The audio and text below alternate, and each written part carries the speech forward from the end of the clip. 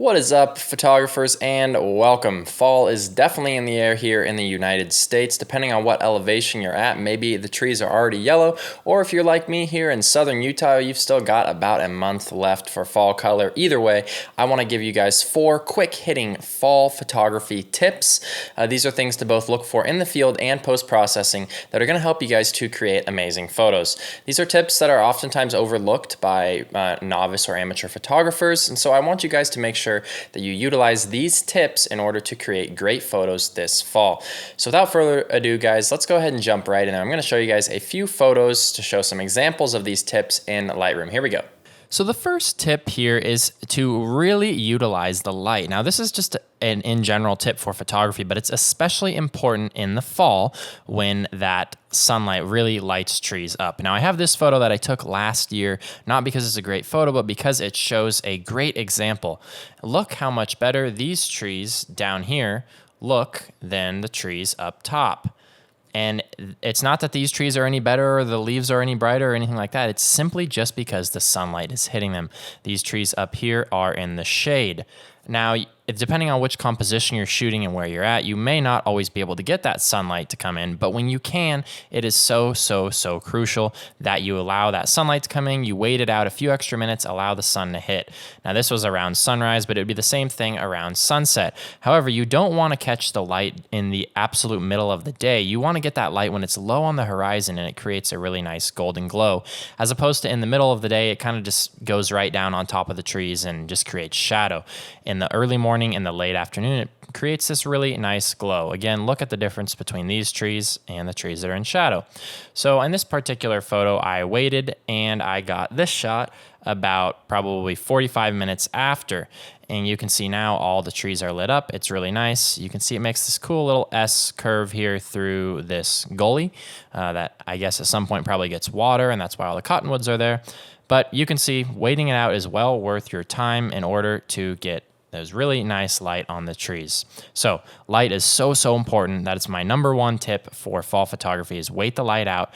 Wait for that sunlight to hit if at all possible, because it's going to make your photo have an extra added layer of dimension that you guys are going to love. Now, tip number 2 is an on-location tip. So when you're on location here, maybe you're there too early. This unfortunately doesn't work if you're too late, but it does work if you're too early and the leaves are not quite yellow or orange yet. You can see they're pretty green. So you can actually change that really easily using HSL sliders here in Lightroom. Pretty much every photo editor is going to have some sort of HSL sliders. Essentially what it does is it allows you to affect the hue and saturation and luminance of each color individually. So the first thing that you want to do is you want to make the greens a little bit more towards the yellow.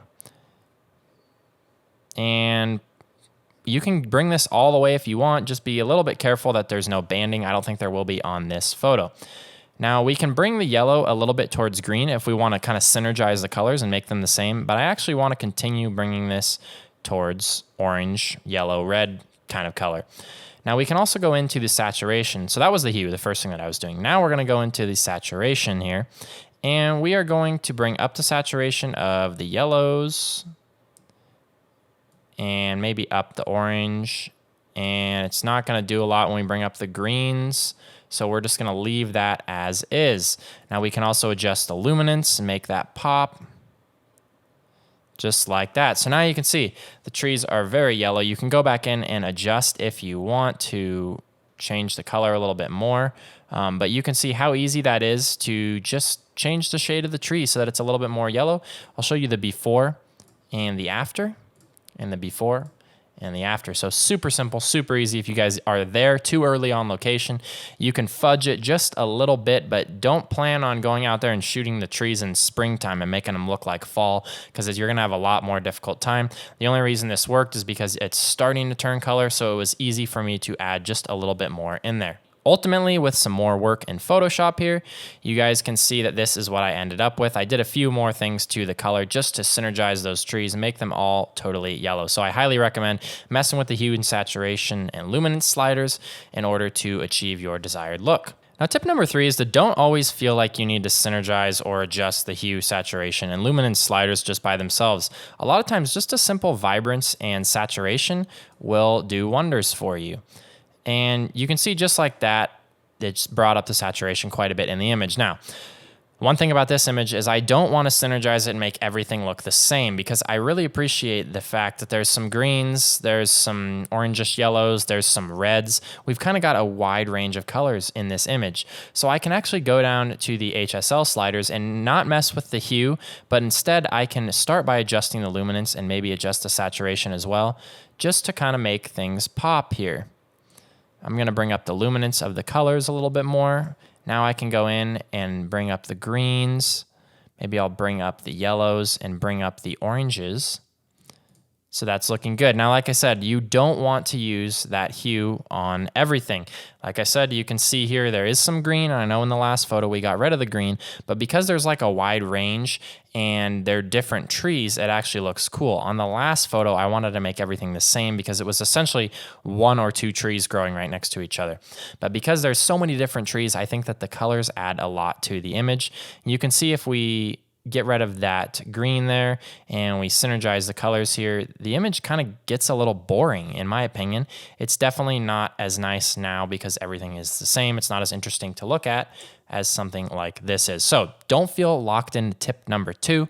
That's pretty much tip number 3, is that you don't always feel like you need to use the hue. A lot of times the vibrance and saturation is going to go a long ways, and then just adding a little bit of luminance to your colors is also going to help you guys as well. Now I'll show you guys again on another photo here, just using the luminance sliders. Just bring up the orange and bring up the yellow just to pop those colors a little bit more. Now this photo doesn't have any light like the first examples, but you can still pop the orange on the tree by bringing up the yellow and orange quite a bit. So super simple, super easy, but it helps make your colors pop. That's tip number 3.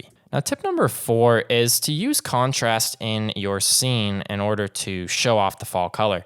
This photo here is an example of what not to do. So I really like this tree. I wanted to shoot it. Unfortunately, this is really the only shot of the tree because you can see the background behind the tree. Unfortunately, there wasn't a high contrast background, but I want to really recommend and emphasize to you guys to find fall color with some background that pops really well. That's why a photo like this one works so well, because the tree pops really well with this nice gray background. There's a lot of contrast in this scene because of the gray background.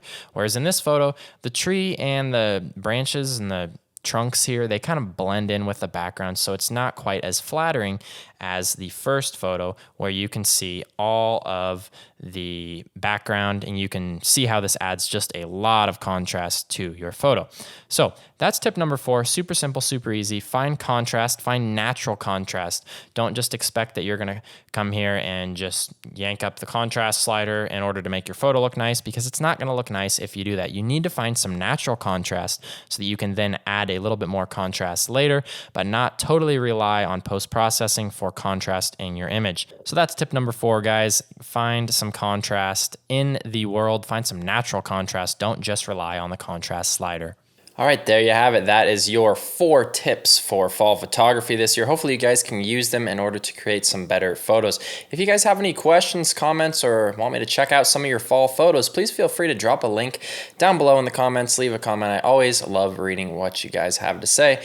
And as always, please make sure to like and subscribe. It helps me to continue to grow my channel and keep creating these free videos for you guys to help you guys and especially give you guys some free, quick-hitting, easy-to-use tips. Thank you guys so much for checking out this weekend's video, and we'll see you guys next time. Bye-bye.